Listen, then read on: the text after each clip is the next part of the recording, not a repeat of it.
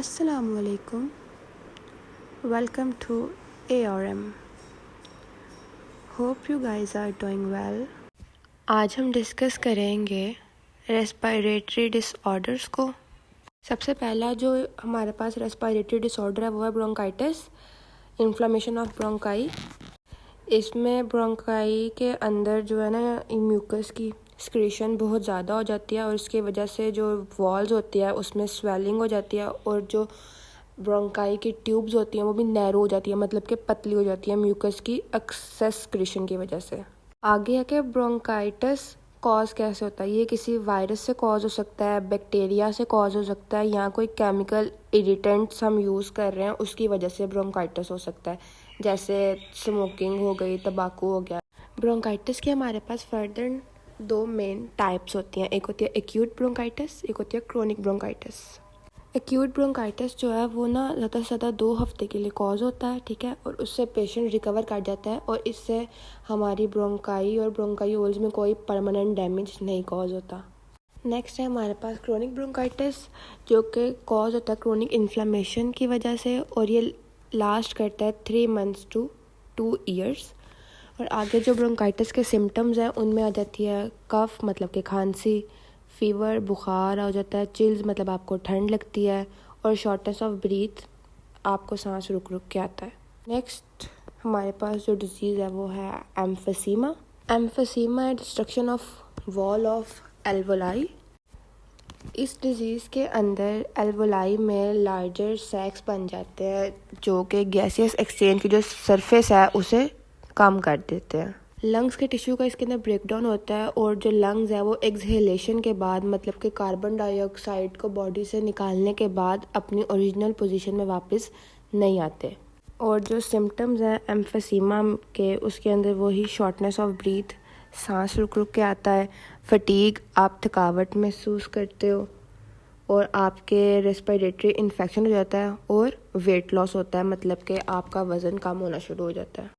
और जब तक एम्फीसीमा के सिम्टम्स जो होते हैं, आपका जो लंग्स के टिश्यू है वो 50 to 70% डैमेज हो चुके होते हैं और एम्फीसीमा की वजह से आपका जो लेवल है ऑक्सीजन का ब्लड के अंदर वो भी कम हो जाता है और ये सीरियस कॉम्प्लिकेशंस कॉज करता है। नेक्स्ट जो रेस्पिरेटरी डिसऑर्डर है वो है पी निमोनिया। पी निमोनिया होता है जिसमें लंग्स में इन्फेक्शन कॉज होता है और अगर ये इन्फेक्शन दोनों लंग्स में हो जाए तो इसे हम डबल पी निमोनिया कहते हैं। इस डिसऑर्डर का जो मेन कॉज होता है वो एक बैक्टीरिया होता है जिसे हम स्ट्रेप्टोकोकस पी निमोनिया कहते हैं, लेकिन कुछ वायरल और फंगल इन्फेक्शन भी हैं जो कि पी निमोनिया कॉज कर सकते हैं। जब कोई पॉजिटिव ऑर्गेनिज्म, मतलब जो पहले मैंने बताया है बैक्टीरिया, वायरल या फंगल, कोई बॉडी के एल्वोलाई में एंटर होता है तो वो वहाँ पे पहले सेटल करता है, उसके बाद वो अपने जो नंबर है ना उसको बढ़ाना शुरू कर देता है, ठीक है, जिसकी वजह से जो लंग के टिश्यूज़ हैं उनका ब्रेकडाउन शुरू हो जाता है और वो एरिया उसके बाद फ्लूइड या पस से फिल्ड हो जाता है। और जो सिम्टम्स हैं उनमें आ जाता है chills, high fever, shivering, body कांपना शुरू कर जाती है और कफ। और इसके ट्रीटमेंट में हमारे पास वैक्सीन अवेलेबल होती हैं जिसको हम कहते हैं एसपी निमोनिया। कुछ एंटीबायोटिक्स होती हैं जो कि इसके ट्रीटमेंट के लिए हम इस्तेमाल करते हैं। नेक्स्ट हमारे पास जो रेस्पिरेटरी डिजीज़ आ जाता है वो है अस्थमा। अस्थमा एक एलर्जी होती है जो कि ब्रोंकाई के इन्फ्लेमेशन की वजह से कॉज होती है। इसमें म्यूकस की प्रोडक्शन ज़्यादा होती है और जो एयरवेज होती है ना वो पतले हो जाते हैं, नैरो हो जाते हैं। अस्थमा के पेशेंट्स के अंदर ना ब्रोंकाई या ब्रोंकायूल्स जो हैं वो सेंसिटिव हो जाती हैं कुछ एलर्जेंस की वजह से, और एलर्जेंस कहते हैं एलर्जी कॉजिंग फैक्टर्स को, जैसे डस्ट, स्मोक, परफ्यूम्स, पोलन। अगर अस्थमा का पेशेंट इन एलर्जेंस के इफ़ेक्ट में आएगा तो उसे अस्थमा का अटैक हो सकता है। जो अस्थमा के सिम्टम्स हैं ना वो पर्सन टू पर्सन वेरी करते हैं, लेकिन जो मेजर सिम्टम्स होते हैं उसमें शॉर्टनेस ऑफ ब्रीथ आ जाता है, वीजिंग आ जाता है, मतलब जब आप सो रहे हो तो विस्लिंग साउंड आती है जब आप एक्सहेल करते हैं ब्रीथ को, कफ आ जाता है और चेस्ट टाइटनेस आता है। अस्थमा के ट्रीटमेंट के लिए कुछ मेडिसिन होती हैं जो कि हम इनहेलर्स की फॉर्म में यूज़ करते हैं।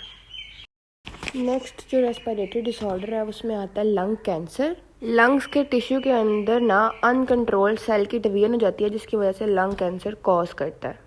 जो सेल की डिवीजन है ना वो होती रहती है विदाउट एनी कंट्रोल, और इसकी वजह से ट्यूमर्स कॉज होते हैं। जो मोस्ट कॉमन सिम्टम है ना लंग कैंसर के, वो शॉर्टनेस ऑफ ब्रीथ है, कफिंग है विद ब्लड और वेट लॉस। जो मेन कॉज है कैंसर के, उसके अंदर कार्सिनोजेंस आते हैं, मतलब कि सिगरेट वगैरह, उसके बाद वायरल इन्फेक्शन आ जाते हैं, और जो स्मोकिंग है ना वो मेन कॉज है लंग कैंसर का। हमारे पास ना पैसिव स्मोकिंग भी एक टर्म है।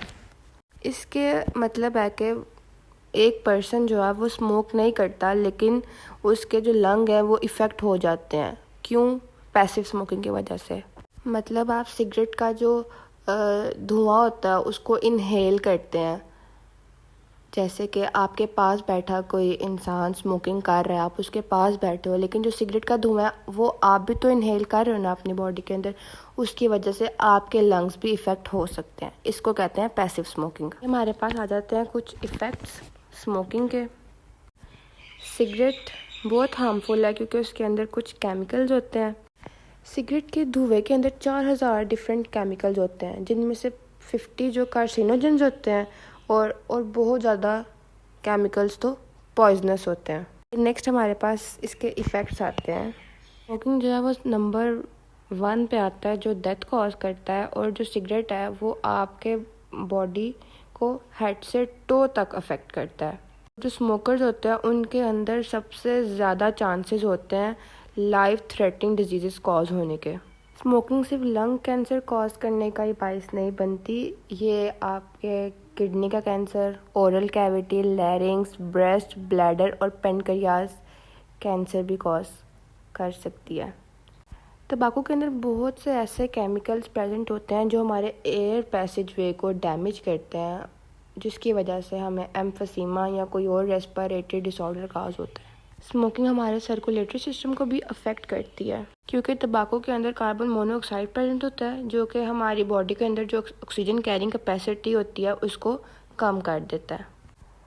स्मोकिंग के अंदर कुछ ऐसे केमिकल्स भी होते हैं जो हमारी ब्लड प्लेटलेट्स की प्रोडक्शन को ज़्यादा कर देते हैं, और जब नॉर्मल नंबर से प्लेटलेट्स ज़्यादा हो तो हमारा ब्लड जो है विस्कस हो जाता है, मतलब गाढ़ा हो जाता है, और ब्लड गाढ़ा होने की वजह से आर्टरियोस्क्लेरोसिस होता है। आर्टरियोस्क्लेरोसिस होता है हमारी जो आर्टरीज होती हैं वो हार्ड हो जाती हैं, स्टिफ हो जाती हैं।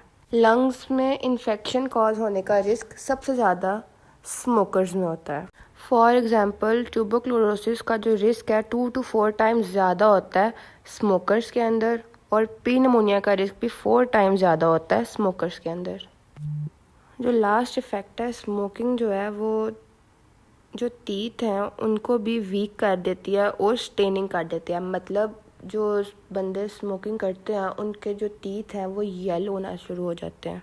जो टूथ लॉस का रिस्क है वो भी स्मोकर्स के अंदर 2 to 3 टाइम्स ज़्यादा होता है नॉन स्मोकर्स की निस्बत।